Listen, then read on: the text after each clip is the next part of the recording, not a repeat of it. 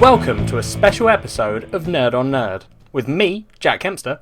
And me, Liam Underwood. And in this episode, we're going to be talking about Guardians of the Galaxy Volume 2, which is obviously a Marvel movie. You know we like our comic book superhero movies most of the time. This is another one of them. One of us loves all the comic book movies and one of us hates half of them. I mean, that's not true. You definitely don't love all of them. What Marvel ones have I not liked? Yeah, but we didn't say Marvel, you said comic book movies. Oh, I assumed you were the one that liked them all. Really? Wait, What- so what- you're the what one ones that didn't you hates like? half of them? Yeah, all the DC ones. Oh, okay, I got confused. I was being fair to DC and giving them like a half of the current movies, but in reality, you're right. It's probably I hate about a quarter, if not less. Yeah, I thought you was inferring that you loved all of them and I hated. No, most certainly not. Batman vs Superman was appalling shit. We're not here to talk about that, Liam. Moving on to Guardians of the Galaxy Volume 2. It was good, wasn't it? Yeah, I enjoyed it. Cool. Thanks for listening to this episode of Nerd on Nerd. I've been Liam Underwood. I really liked the first Guardians film. I think we've discussed this before, but to me, it exemplifies everything that Marvel does right. Yeah. Where they take a risk and it pays off. The only minor quibble I have with the first film is I don't think the villain is particularly well developed. No, they didn't give him enough of a sort of character arc. No, and really. I feel like the dance-off bro scene at the end is just a little bit too silly, for considering, I don't know, to me that's just one step too far, but that's my only criticisms of the first film. Yeah. Well, that's fair. I'll allow it. The second film, I was worried going into it, I'm not going to lie, Jack. I think everyone was a little bit, right? Yeah, I mean, Marvel's track record lately hasn't been great. And it's not been bad, it's just not been on a level of, let's say, the first Guardians film, the first Avengers film, the first Iron Man, the first Thor. Those to me are, pinnacle Marvel movies. But I've been enjoying. I disagree with you. I know they're not as good. You're right. They're not as good. I said, as they're those still ones you they're listed. not bad. But but it feels weird to say, because to me they're still good enough that I wouldn't consider it. I know it is a drop, but it feels weird to call it a drop in quality almost, because it's, to me, they're still really good. I really love Marvel films still. To put this in a rating way to make it easier to imagine, I'd say the best Marvel film for me is Avengers, which is a 4.5 out of 5. And then First Guardians, Iron Man, Thor, they're 4 out of 5s. And lately we've been getting more 3 to 3.5. So it's not a huge drop, but it is a drop. Yeah. Okay. So yeah, I just was relieved that Guardians. Okay, so I would say Volume 2, just straight off the bat. Oh, any listeners? There's going to be spoilers. We both realised at the same time. Yeah, I mean, if you clicked on this, looking at it being oh, that's a however long, let's say 45-minute episode about Guardians of the Galaxy Volume 2, and you thought that it wouldn't have spoilers, what were you smoking? Yeah, exactly, yeah. Turn this off if you're going to watch this film. Yeah, how is anyone going to talk about a film for 45 minutes without going into spoiler territory? It'd be really fucking hard. Let's not even try. So no. There'll be spoilers. You've been warned. So Volume 2 isn't as good as Volume 1. Yes, that's true. But it's close. Yeah. I agree. It's really close, I think. Yeah, so should we do... Because, I don't want to do another fuck-up like we did with the Civil War, where we just went through the film beat by beat. So should we just do likes and dislikes? We've got it figured out now. We know what we're doing when we talk about films now. Yeah, do we? Yeah, we got it. Don't worry, Liam, we got this down. We're going to do this perfectly, and everyone's going to love our review, and they're all going to say, good job, Nerd on Nerd team. We need to, we should have had a more of a gimmick, like the Atlantic Screen Connection with their Fate of the Furious, where they took it pseudo-seriously. How would we have gimmicked this? What we would have done, right, is you would have given your review as if you was a DC fan, and I would have given my review as if I was a massive Marvel fan. It would have just been two really good reviews, because I don't think DC and Marvel fans have to hate the other team's content. No, but I think the most toxic of the fan groups would find reasons to dislike each other's output. Also, I feel like I would have got the short straw there, because you liked this film, so your review would have been a lot easier. You just sort of slightly exaggerating how you felt, and mine would be a really horrible, hard, I have to figure out what I hate about this film that I don't hate. Yeah, but we're not doing that. We're just doing No. our honest opinions, because that's what you get when you come to Nerd on Nerd. You get sort of the earth, honest opinions. Yep. Let's start. So, okay, my favourite scene by far was the like not technically the opener, but like the reintroduction of the Guardians, where it was all like it's one take, and it's just them fighting this big tentacle thing with Baby Groot dancing around. Yeah, I think that was really well done. That I absolutely just like immediately I was like, oh cool, this isn't gonna suck. Like it just gave me that confidence from the start. Yeah, no, 100%. I love the way they just don't focus on the actual cool fight that you definitely want to see. Yeah. And instead you just watch Groot dance around to Mr. Sunshine. Yeah, and I like that there are still like little throwbacks to the last film, like him freezing his dance when Drax is looking at him. Yes. Yeah. So that's for me the best scene of the film. Ah, fair enough. I think my favourite scene, Liam, would be one of the scenes that made me cry. Oh, Jesus. Which would be... Honestly, it was bad, Liam. Like, this time was... I didn't cry openly this time, but there was a series of scenes where... Because I was sitting in the cinema. Yeah. I have just watched it, listeners. Like, literally, I got back from the cinema and we're recording this. Did you go by yourself? Yeah. Okay. I did tell everyone really late, as in 11 o'clock last night. I went, oh, I'm seeing it tomorrow. Does anyone want to come? And no one responded. I mean, so I just went, well... I mean, that just doesn't sound like you to be that disorganised. Fair point. But, like, literally, there was this series of, like, 4 scenes where I would feel myself getting emotional, and I was like, hold it in, Jack. You're in a cinema, there are people next to you, just You're stay a big calm. boy. And I'd get it all down, I'd bottle it all in, Liam, and I'd be like, cool, they've done a joke, we're out of that scene. And then another thing would happen, and I'd get emotional again, and it, like, honestly was happening for, like, 15 minutes of the film. I kept getting myself under control, and something else would happen, and I'd be like, oh no. So I think my favourite scene would be Yondu at the end, either saving Peter, or when he's getting crushed by the rocks. Was it when he was getting crushed that he's like, you're my boy? No, I think that scene where he saves him at the end. Yeah, no, when he's getting crushed, deep. It's when he's all like, I don't control the arrow with my head. I control it with my heart. Yeah, and then I think it was when he saved him. Yeah, and he's all like, that was my boy, Blue. Yeah, that bit. I know that we've discussed this before, but how nice is it for Marvel to finally nut the fuck up and have something of actual consequence happen to their characters? Yeah, you say that though, but it's Yondu. Like, I know he was a big deal, but it's not like they killed off a core character. It's not, but he's still... He was still important, and I did spend like a good, like, the last 20 minutes being like, right, when are we going to get the rug pull? When are we going to get the, like, reveal that he's okay? And, like, it's something that I've just been wanting from Marvel for a while now. And even though it's not, like, you know, an A player, it's still a character that they had actually bothered to develop. You know, there will be toys of him. So I'm pleased that it happened. Yeah. Like, to me, I still want a main character to get killed. I think the only time Marvel are going to do that is when someone, like, gets to the end of their contract and refuses. Like, maybe after the next Avengers film or something, if like Chris Evans or someone doesn't want to come back, or RDJ. Yeah, that's fair. But I almost, like, personally, I kind of don't want it to be dictated by the actor. I would much rather it be in service of the story. Organically slotted into what they're doing. Yeah, like, that was the one big thing with Civil War that really disappointed me, is nothing of consequence happened in that film. Like, the way they ended that film, it was left so everyone could get back together for the next big team up. And I felt like with this, like, while the main characters, like, nothing major happened to them, they just kind of developed and learned.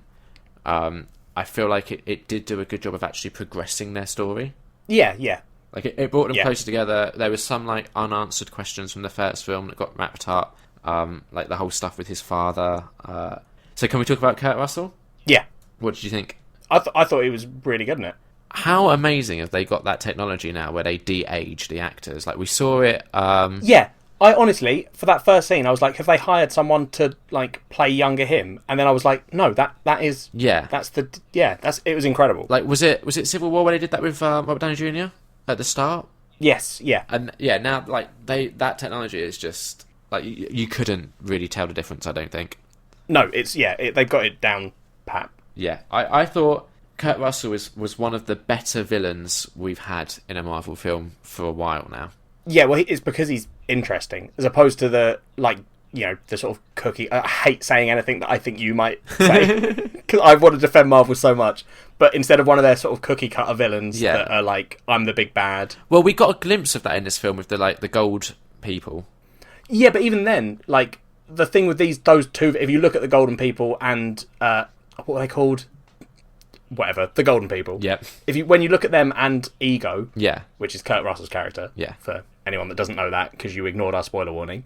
Like, both of them, you can sort of see where they're coming from, even though they're the bad guy. Yeah, and I think... Like, Ego's like, this is what I was born to do.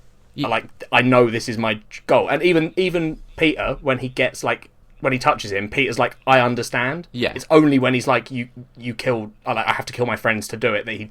It's not even that. Well, and when he finds out that the mum thing, yeah. Yeah, which is pretty brutal. Yeah. But and then, like, the golden people, it's like, yeah, the Guardians did steal their batteries that they agreed to protect. Yeah, but I feel like the golden people were more... Like, I'm hoping, and it's been kind of implied that they're coming back in the next one as the villains, which I'm down with. Like, to me, it felt like they were there to just kind of push our Guardians to where they needed to go. And because of that, they didn't have a lot of time spent actually developing them as villains, which is, that's fine, because we did have such a good villain with Kurt Russell. And we did they're have not time the, like, spent. primary villain. Yeah, exactly. Of this film. So that's the key difference, I think, is they actually bothered to invest the time in Kurt Russell's character. For us to kind of get a handle on him and his like you could tell it was not going to end well from the start, pretty much. No, I mean, like, the moment when Drax was like to Mantis, when she was like, oh, I've got something to tell you, whatever, or like in that scene, he's specifically like, so you're a pet, and I was like, oh yeah, this is slavery. I hadn't thought of that. This is definitely slavery. How is no one going, I think he might be bad? Yeah, exactly. He's enslaved this poor girl. Yeah, and all he uses her for is to make him sleep. Yeah, like.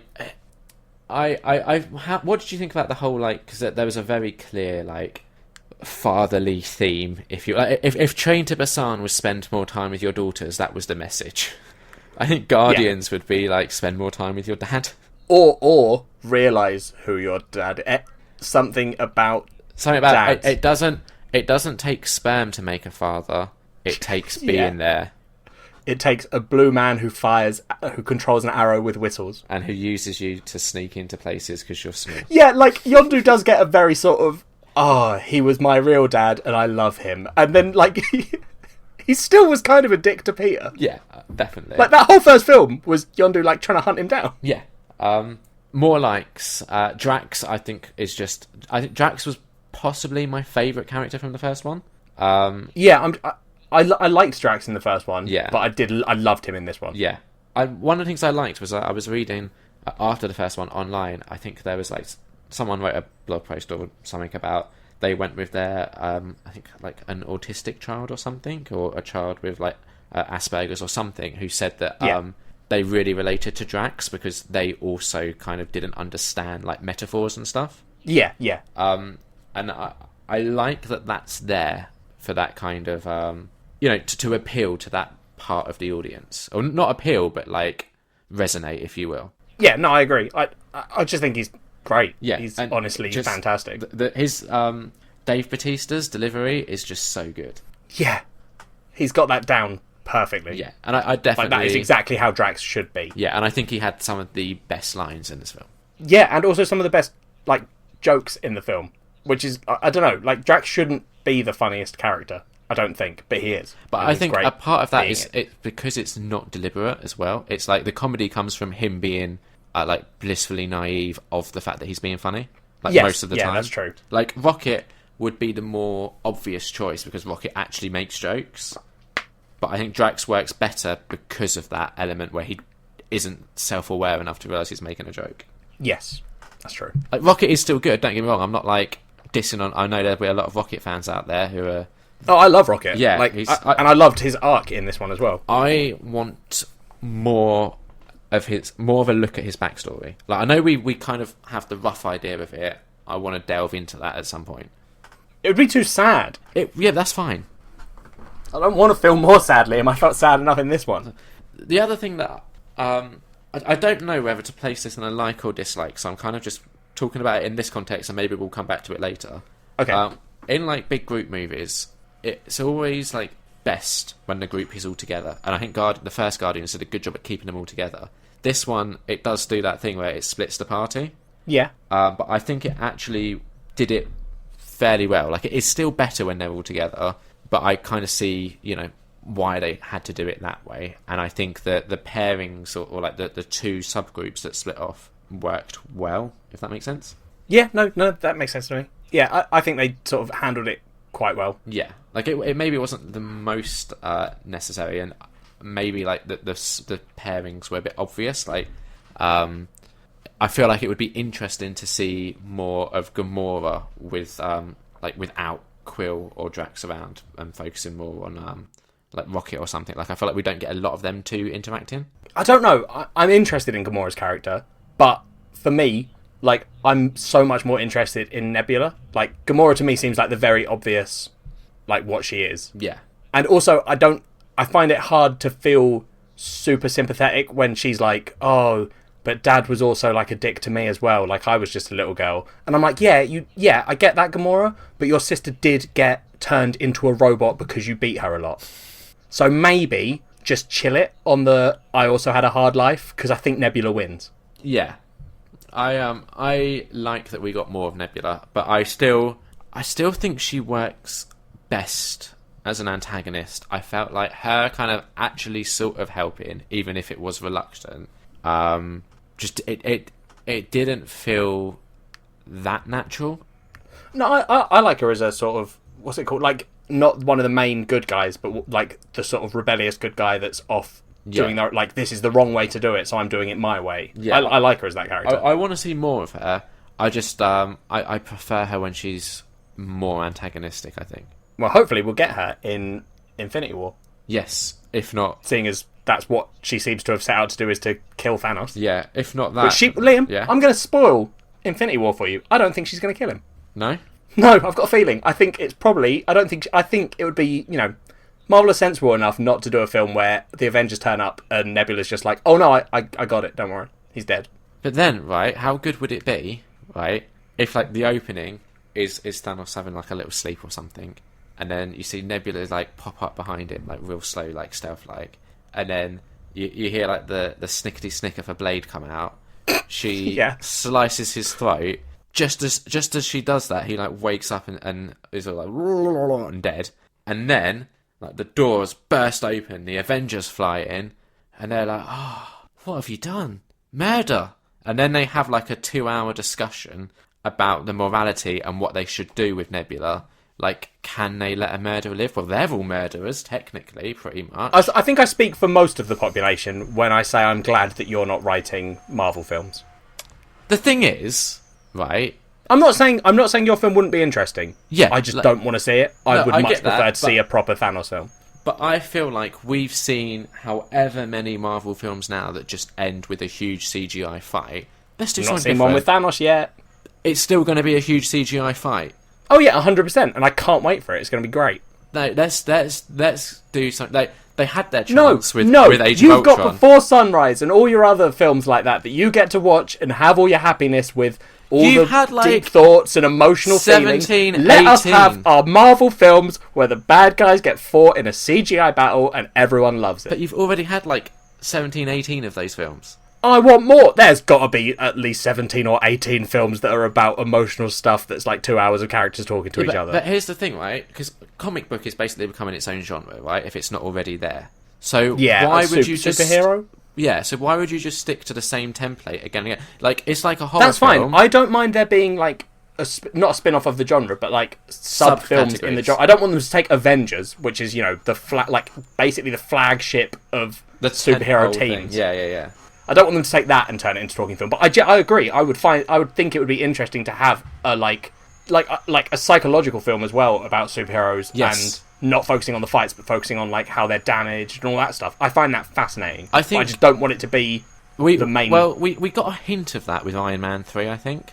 Yeah, but, exactly. But yeah, I want like Again, Logan is a good example of looking at the like psychological ramifications of this sort of lifestyle. Yeah, and I really like those films. Yeah, so But there's it room. would just be a shame to take, something like The Avengers. Not a shame, but do you know what I mean? Like, I feel like that's... But again, if we A look lot of at- people would leave that film being upset they that would, they've done that. but that's because people don't know better. Unfortunately, and people pay for these films, so... Oh, right, but do you think that like even if they did do that, that film would still make bank? Well, accidentally. Yeah, but still. And they'd lose all their rep, and then no one would go and see the next Avengers.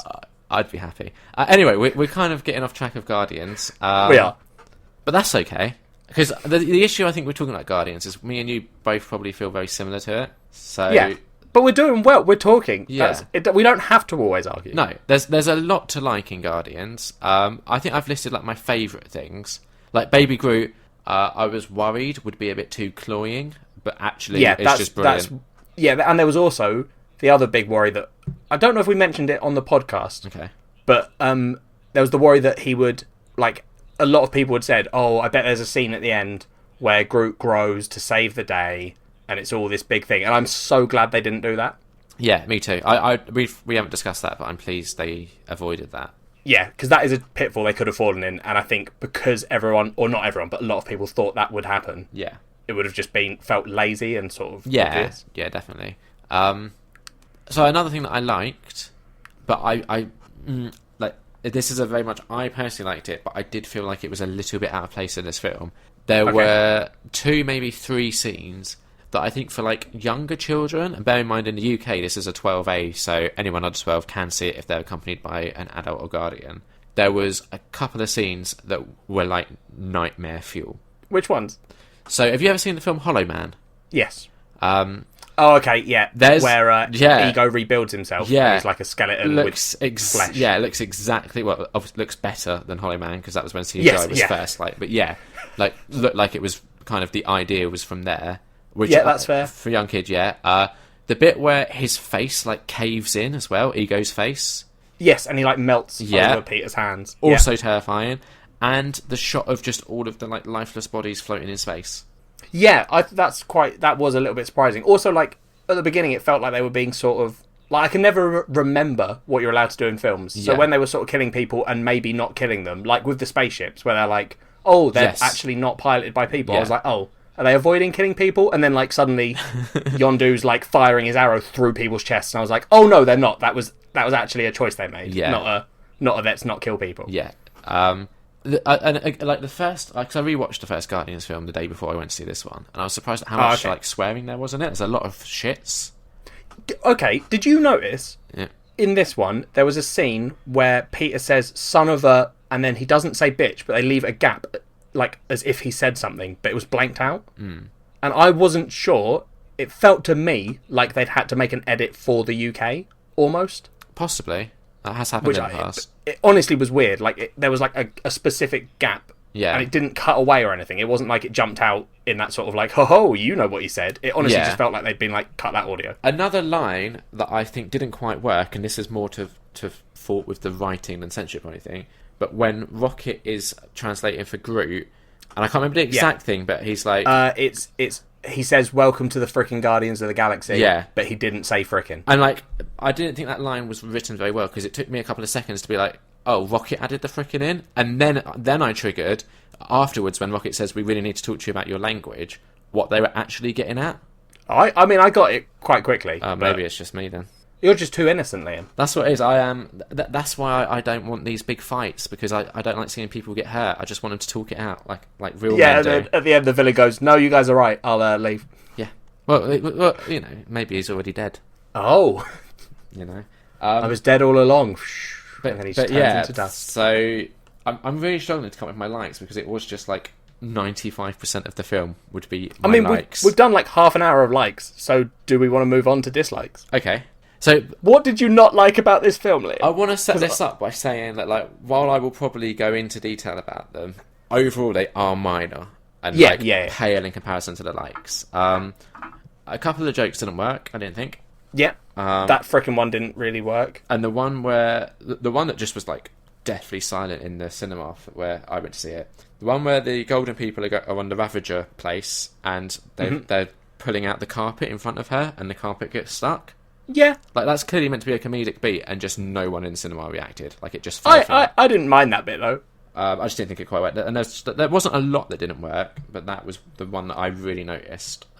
Yeah, we had one in our cinema which I laughed at, and honestly, no one else in the cinema laughed. And I can't remember exactly what it was, but it was, you know, one of Drax's like dry bits, Yeah. and everyone was dead silent, and I was chuckling, and I was like, "Oh, really?" And I was like, "Did people not get it, or because like people were laughing at all the other stuff? They were like uproarious laughter at some of the stuff." Yeah. There was I can't remember when it was. There was definitely a moment when it was just me and Kat laughing and no one else was. But it was a thing where it was like, oh, I get why no one else is laughing, but I can't remember what that moment was. Yeah. I didn't like all of the CGI in the big fight thing at the end. I thought there were a couple of moments where they're like CGIing like Kurt Russell or Ego's face out of like rocks and stuff that just didn't quite look that like menacing or well done at it, I thought. And I didn't like the Pac-Man bit because it just reminded me of Pixels. I did think about Pixels afterwards, but I haven't seen that film, so for I haven't me, seen it either. I'm just... Oh, you just were like, Pixels! Yeah, it just like swung into mind, because I think the Pac-Man thing was so iconic with Pixels because it was used in all the marketing. Yeah, yeah, that's true. I liked it because it was like, I don't know, I think it was sort of trying to, it felt like they were trying to be like, you know, Ego is so good at this that he forms this huge body. Yeah. And Peter is so rubbish at it that he can basically just make Pac-Man.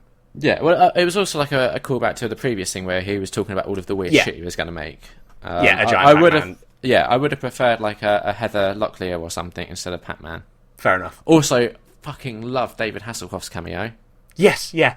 That was great. And to be fair, a lot of the cameos in this were like, I didn't know Sylvester Stallone was in it, and I thought that was quite cool. I'd heard he was in it, but like no, I didn't know what role he was playing, and I really wanted to see more of him.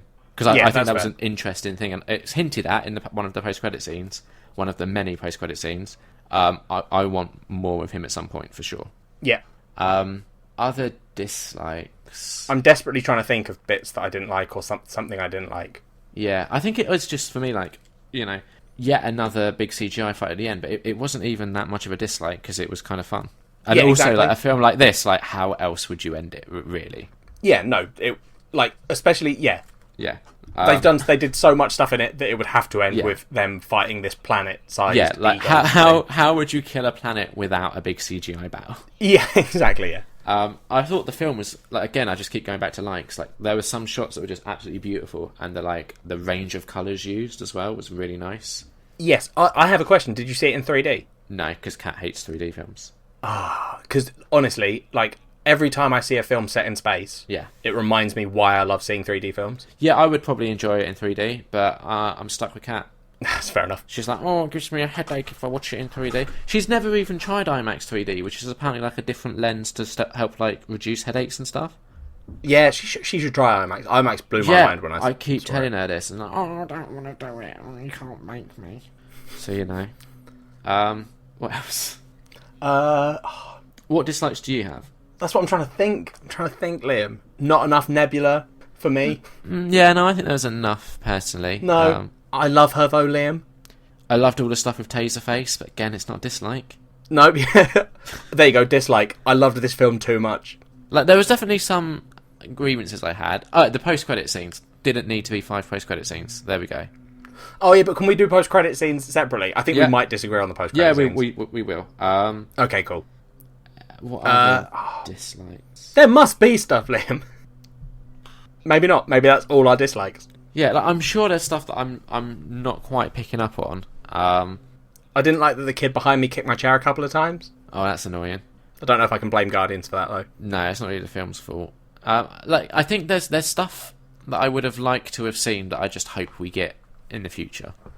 Okay, is that the stuff you've already said, or was there? Yeah, pretty much. There's probably other things. Oh, like, okay. Peter and Gamora. Oh, like, just kiss already, man. Come on. No, but she doesn't want to, Liam. Yeah, I get that, but like, I like their relationship, and I like that they are doing the Sam and Diane thing. But just fucking get on with it. Like, they are gonna have some freaky coloured babies. Yeah, that's true. What colour would they be? They would be a third Celestial. Yeah. No, that's not how it works. A quarter Celestial, a quarter human, and whatever Gamora is. Yeah. That'd be weird. It would be. I guess like okay, there were a couple of moments that were maybe predictable. Like we knew that Peter was going to turn against his dad and all that sort of stuff. I think like by maybe the 2/3 in, you can kind of tell how it's going to end. Yeah. But yeah, it was just a fun film, and I like it when it feels like, here we go, I think because at the moment Guardians isn't really tied into anything else, I feel like Marvel have kind of given the director, James Gunn, more freedom to do what he wants to do, and I think one of the issues that the other films that are kind of more set on Earth are running into, like Ant-Man and Doctor Strange and that, is that they're so focused on how it's all going to tie in to the next big team up that the films feel a little bit restrained. Like it just feels like they're not quite getting to do what they want to do. Okay, I can see that. Whereas Guardians, that's not an issue. Although I am so excited to see Guardians meeting up with the Avengers and shit. Yes. Like I think we've discussed this in the past. Iron Man has to meet Rocket, and I want to see that interaction. Yeah, definitely. Like that'd be brilliant. But yeah, so to be honest, majority of this film really good. Couple of issues, but nothing that I would say is grievous enough to not go and see this film. No, 100%. I think anyone who's, a fan, not even a fan of Marvel, just people that have enjoyed the Marvel films, this holds up. Go see it. Yeah, especially if you like the first Guardians. Yeah. This is more Guardians. Yeah, I don't know if it's necessary to have seen the first one before going into this one, but it would help. I mean, they do quite a good job of sort of setting stuff up, like reminding you what had happened, sort of thing. Yeah, I am curious what they'll do for the third one, because like I get that they're the Guardians of the Galaxy, but like how many times can you have them saving the galaxy? Maybe they save the universe. Or I was just thinking like the one thing I don't want to see, and I feel like they hinted at it here, but thankfully didn't do it, is have one of the members essentially do something so dickish that they turn against everyone else. No, I think that would go against the core principles of Guardians of the Galaxy. I hope so. I don't know. Especially the like stuff they set up in this one. Not set up, but you know, like you have that scene where Rocket's trying to sort of say, "I don't mean to be a dick all the time." Yeah. To Peter, and Peter's like, "Yeah, of course they all came to see him because that's what you do." Yeah. Like they've sort of established that the Guardians are a family, even when they hate each other, they consider themselves family. Yeah, dysfunctional is part of being a family, I think. Yeah, 100%. But if they're a family, it's going to be real weird when Peter and Gamora get together. Yeah, well, we already know Drax isn't on board. Yeah. Drax and Mantis, that whole relationship was great. Yes, I think the biggest laugh, maybe that was the biggest laugh, was when right at the end he had that scene where he's like, "It's beautiful, and you're beautiful." On the inside. Yeah. Like, just the way he just constantly tells Mantis that she's ugly, she's not a good, like, she's a pet. When he starts, like, nearly throwing up because he's thinking about being physical with her. Yeah. Yes. He's just such a dick, but, like, a nice dick. Yeah, he doesn't mean to be, I don't think. Yeah, he's not being mean to you, the person he's being mean to. He's just saying that's his truth and he doesn't hide it. Yeah. Yeah, it was good, is my takeaway. And I want to see more. Yeah, no, I'm looking forward to it. I want them to do good with it. Definitely. All right, so the post-credit scenes? Yes. So you thought there were too many?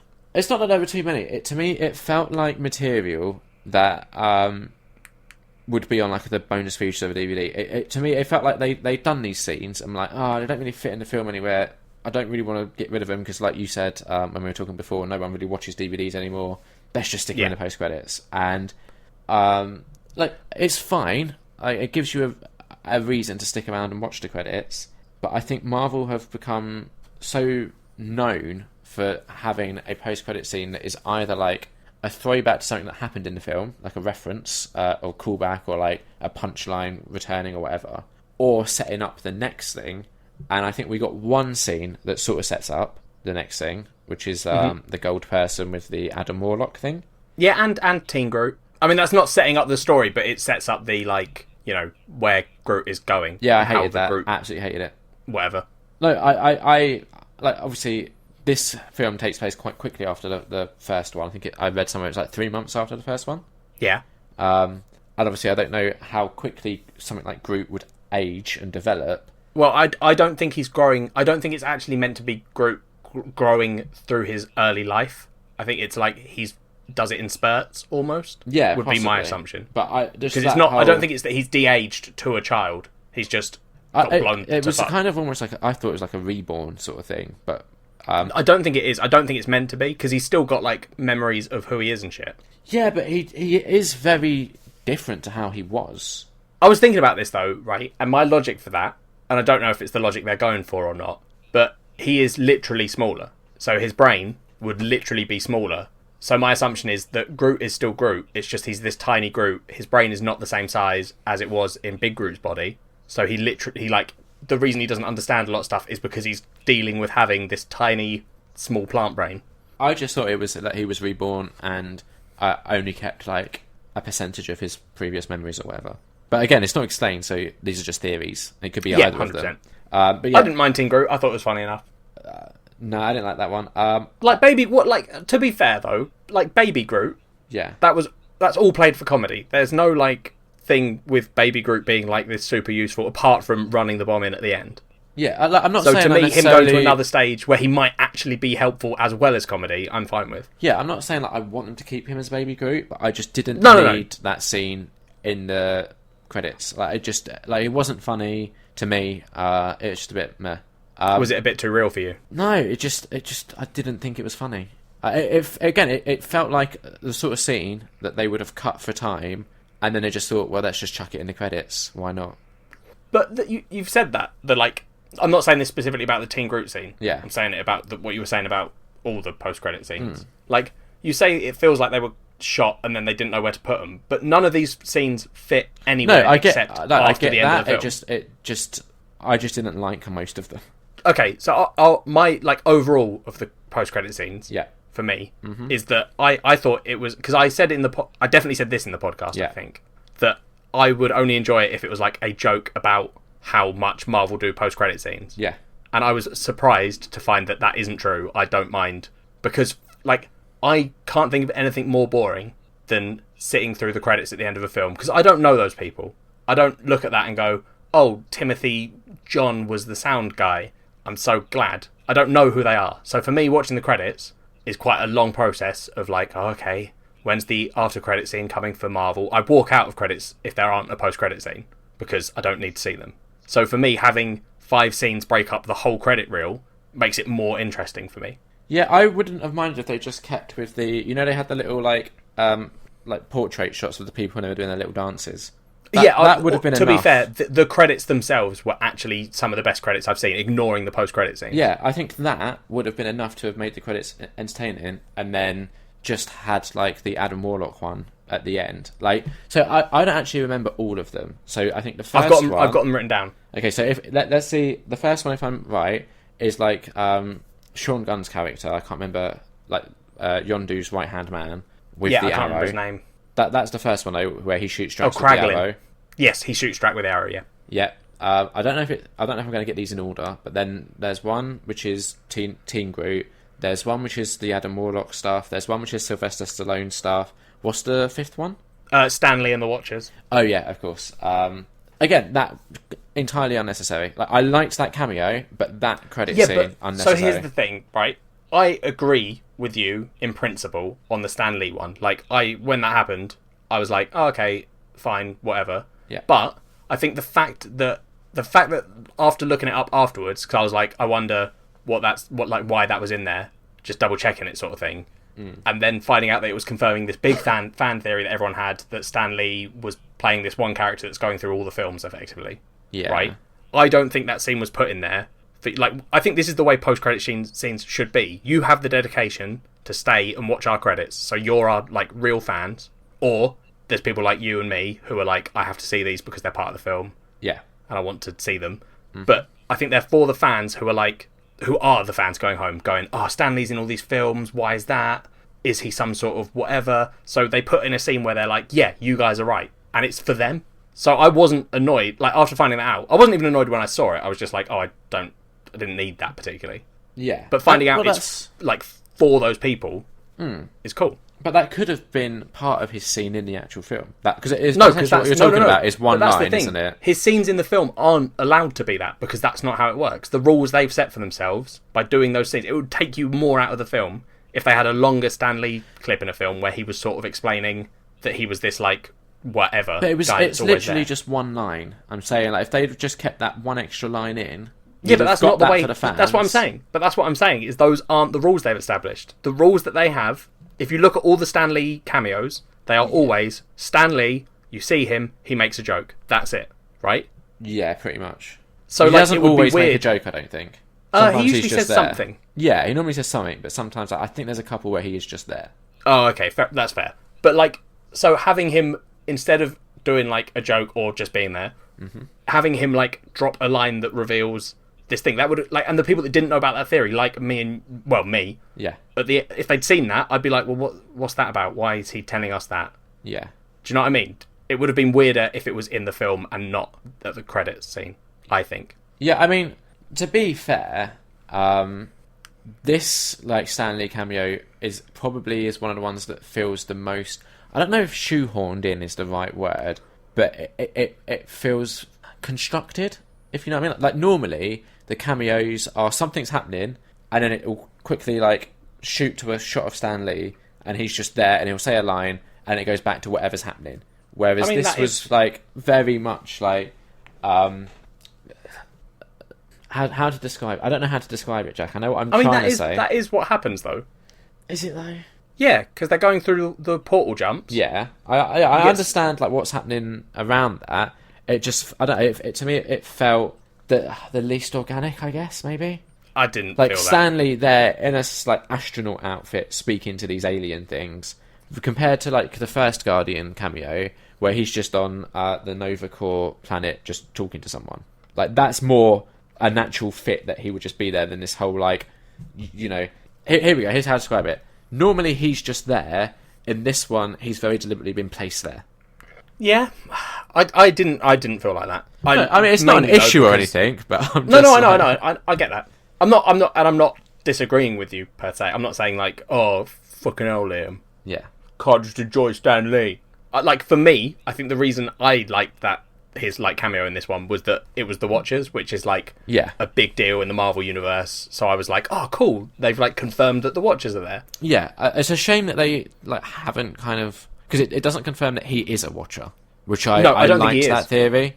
Yeah, I don't. Yeah, I assume he's not going to be. And the post-credit scene where they all sort of walk away, I assume Kind if of he was a confirms Watcher, that. they wouldn't be Yes. like, fuck this guy. Yeah, exactly.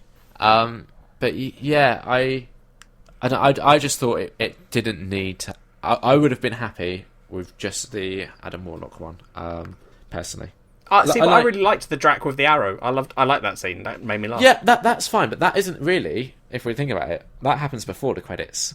No, it happens in the credits. No, before the credits. The film ends, that happens, and the credit starts. I don't think it does, Liam. There's a definite title card thing happens because people started walking out, and then that I happened. think- And people were like, "Oh yeah." I think maybe it comes up with the Guardians of the Galaxy will return, but that's Yes, not it does. that's Yeah, not credits. That's then it a cuts to the post-credit scene. scene. Is No it one like- would I say mean, that's part of the film, most of them. except you. There's only one post-credit scene. The rest are all mid-credit scenes. If we That's really want to that's get a fair into it. point. I'll accept that. And this, really, if we think about it, is a pre-credit scene, and we No, normally I'd say refer to it's- pre-credit scenes as the film. I'd say it's an initial credit scene. I think pre-credit scene makes most sense. No, I refuse to say that. Yeah, I know, but have the credits started when that scene comes on? I would say they have. Do you see a single cast member's name? Which is what the credits are. No, but you're being very strict on what you call the credits. I would call the credits the stuff that happens after the film. Okay. I can't remember if there's anything else I wanted to say. I would. The Adam love- Warlock scene, do we want to talk about that at all? I don't really know the character or anything enough to understand. No, it. I looked him up afterwards. He's like quite important apparently to the... Well, mainly because he has an Infinity Gem. Oh, does he? And I think that's the last one. Yeah, I think this is the last one. If I remember rightly. I'm not 100% sure on that, so don't quote me, listeners. But I think that's the reveal of the last one. But the Avengers Infinity War is happening before the next Guardians film.